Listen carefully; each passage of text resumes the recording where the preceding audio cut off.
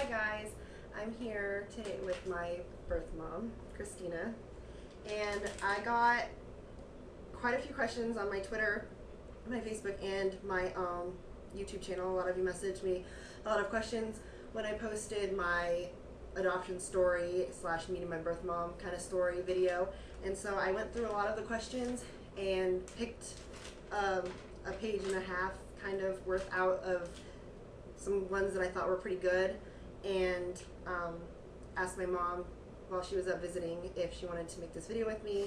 And so we're going to, I'm going to read these questions and then she's going to ask or answer them, and they're about kind of what she went through and all that kind of stuff. So the first question was, how old were you when you had me?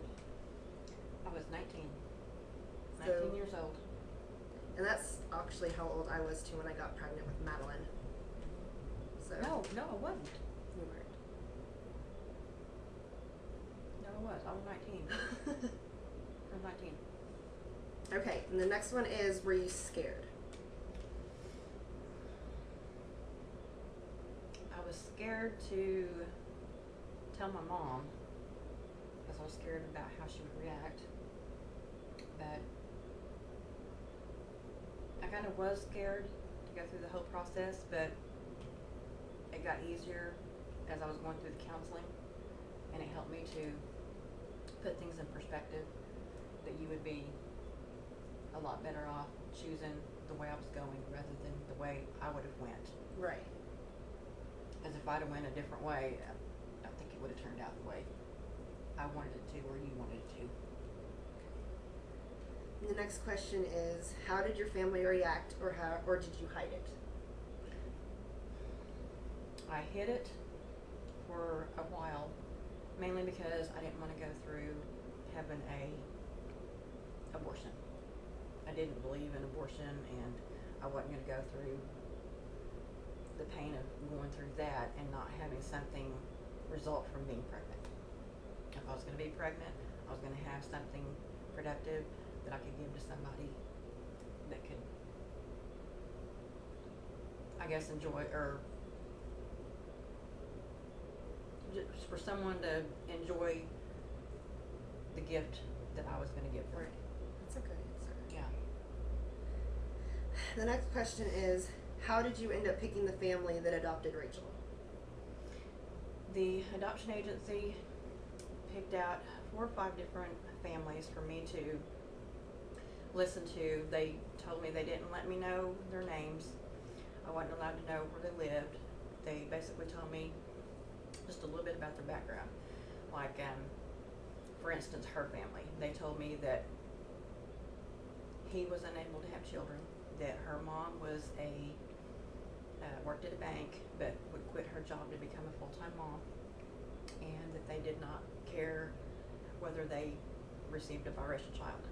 They weren't particular to one sex or one race, and didn't care.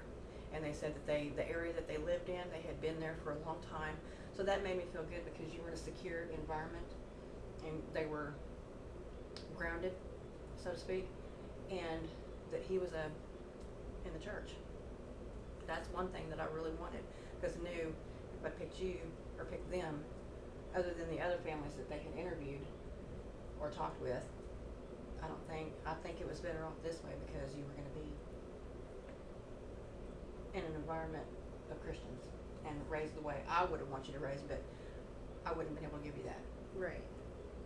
So The next question is, do you regret giving her up? yes and no.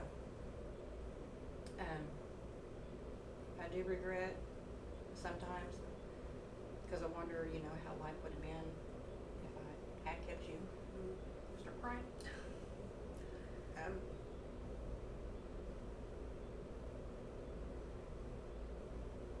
But seeing her now and how happy she is and where she's at in life makes it, to me, it makes it worth it, because she's happy. She has a family of her own. Has a wonderful husband, 2 beautiful daughters, and parents that love her unconditionally. And then I've also become my friend. because they've taken us in and treated us like family.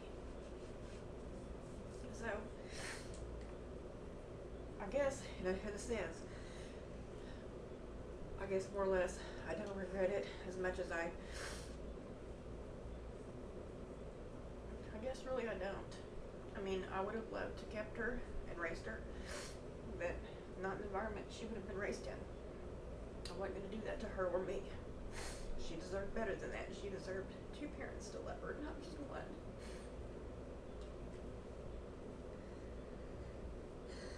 The next question is, how did you react when Rachel contacted you?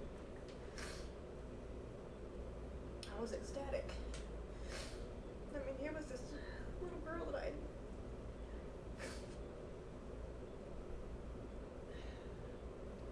said goodbye to so many years ago, and she wanted to meet her birth mom.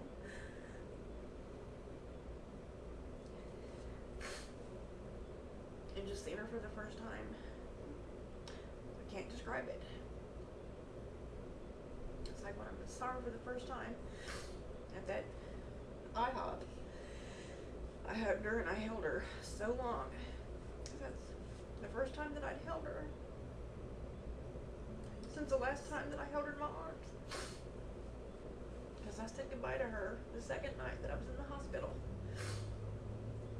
So it was just bringing back all the memories of what I felt all those years ago. But I thought about her all through the years. She never left my mind. I wondered where she was and how she was doing. The next question is, when you first met her, is she what you always imagined? Yes, she is. And then some.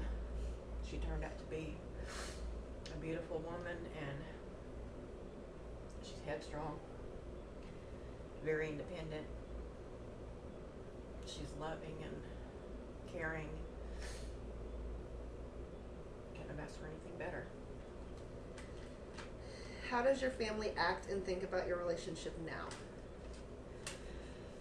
Oh, I think they could all pretty much say the same, that they're just excited and just amazing that we're getting to take this journey together, all of us, and that we have a relationship with her and that we're so close. You know, we just clicked. It seemed like from the first time we met each other. Yeah. We clicked. And that makes it so much easier too, whenever you're going through an ordeal like this and you get along with her parents and her, and she gets along with your family, and it's just it's wonderful. There's no other words for it. Next question is, how much do you have in common? You have a lot in common.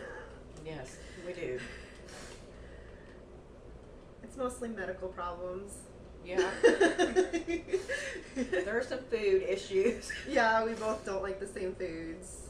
I don't care for green things. No, Yeah. not at all. No. Green bean's the main one. Yeah. We both have Bad jacked up knees. Jacked up knees. And it's the same knee, too. The Left exact same knee. knee. Left knee. Both popped out of place. Yep. We both have allergies. Yep. And, like, not just in the aspect of how she is and me, it's like almost everything. Like, our families are so much in common. We all like the same sports. Mhm. Their family drinks Dr. Pepper. My family drinks Dr. Pepper. They like to hunt. We're fishing people. We hunting people. We like the Thunder, Oklahoma We're City Thunder Thunder, people. Oklahoma City Sooners. Mhm. We're all raised in Oklahoma. We're all Okies. I mean, we have a lot in common. Yep. The next question is, I skipped that. I meant that. Okay. If you could go back and have a do-over, would you still choose adoption? If things were the same with what I was going through in life, yes, I would do the same. If they were different, if I was living a different life, I may have taken a different path. But if I was still living that same life, living the way I was, it wouldn't have changed. And she's a lot better off where she was. where she's at. Did she end up having the life you always wanted for her? Yes. She's with the right family. She's where she needs to be, and I think she's happy. I think. Are you happy? I'm very happy. I knew you would be. How is it like gaining a daughter and 2 grandkids in such a short timeline? Overwhelming? No. It's not overwhelming. I was just getting used to the idea of having her back into my life, and then I get 2 grandbabies, and it's, well, I'm sure a lot of people that if you see this out there and you're an older woman and you have grandkids, you're gonna know what I mean. There's nothing like grandbabies. Nothing like it. Do you like and get along with the adopted parents? Yes. I think that just pretty much they treated us like we're family from day one. There was no, going around issues or anything like that. They welcomed us into their home, and every time we come in to town here, we get together. Every time they come to Oklahoma, we get together, and it's been like that from day one. So yeah, they have. They're great people. I know she mentioned having a half sister. When did you tell your other daughter about her, and how did she react? I told Miranda about when she turned 12 to 13 years old, because I thought maybe that was when the period that she would kind of start understanding that I had had a baby previously, not with the man that I was married to, with another person, and I didn't really go into detail with her who that person was, because it's at a place where she don't need to know that right now. But I did tell her that she does have a half sister, and that it would be her decision whether she wanted to make contact with me. And I told my whole family that from the get-go. I said that, when I went through this adoption, that I was not going to be one of these women that you see on these talk shows like Maury Povich and all them, that go out and try to find their daughter or son that they had given up years ago. Because I had made that decision. I had made peace with myself that I was giving her to a family that could take care of her the way I wanted her to be taken care of, not the way I could have. And I wasn't going to be that person, going out and say, I need to find my daughter, I'd given her a life. And if she wanted to make contact with me, that was going to be her choice. And she chose that, and so, although I did write a letter to her and I sent pictures, I did do that, but I gave it to my counselor, and she put it in a safe place until she was old enough to get the information. And when she was of age to get it, then they gave it to her. But I wasn't going to go out and do all this searching. I'd already made peace with that. So, What did your husband think when you told him you had a baby that you gave up? I met my husband just pretty shortly after I had given birth to Rachel. And I was kind of scared to tell him and let him know, because I wasn't sure how he would react, and I didn't know if he would stay with me because of that, because it was part of my past, and it was different. But I did tell him, and he is still with me. It's been 20 years in June. So I guess, and he's ecstatic. He treats Rachel as if he was the father.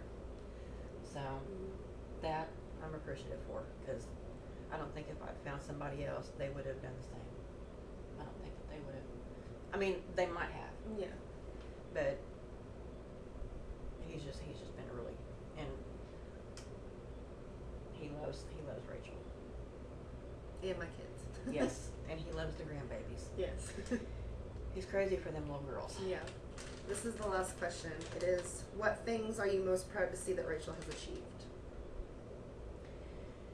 I think whenever I first met Rachel, and when she was telling me all the things that she could do, like all the places she's been, the schooling that she's been to, the ability that she had to write books, her instruments that she plays, her singing talent. I mean, just the list goes on. She's got so many things that, you know, that she can do that I would have never thought that she would have turned out this way. I mean, I never would have thought it. But she's achieved so much. So much. So it's been, the whole experience has just been it's been a learning experience. It's been a happy experience, and it's just going to be a journey that we're going to be taking for the rest of our lives, because I feel that we'll be in each other's lives for a while.